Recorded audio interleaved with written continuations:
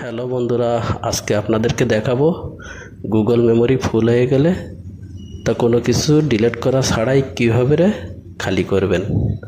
তার জন্য আপনাদেরকে গুগল ক্রোম ব্রাউজারে লগ ইন করতে হবে। সার্চ বক্সে গিয়ে লিখতে হবে Google photo and log in.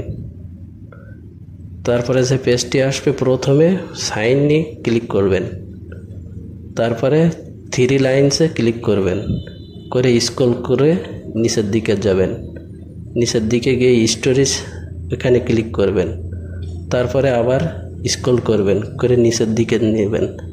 এখানে convert extending photo and video to store saver এখানে ক্লিক করবেন। করার পরে আই আন্ডারস্ট্যান্ড দ্যাট কম্প্রেশন এখানে ক্লিক করে ওকে করবেন। কিছুক্ষণের মধ্যেই দেখবেন আপনাদের গুগল মেমোরিটি খালি হয়ে গেছে। আর আমার এই ভিডিওটি যদি আপনাদের কাছে ভালো লাগে তাহলে অবশ্যই আমার ফেসবুক পেজটিকে ফলো দিয়ে লাইক, কমেন্ট এবং শেয়ার করে রাখবেন, যাতে পরবর্তী কোনো ভিডিও দিলে আপনাদের কাছে নোটিফিকেশনটি পৌঁছে যায়। আর হ্যাঁ, অবশ্যই যদি আমার ইউটিউব চ্যানেল থেকে দেখেন তাহলে ইউটিউব চ্যানেলটিকে সাবস্ক্রাইব করবেন।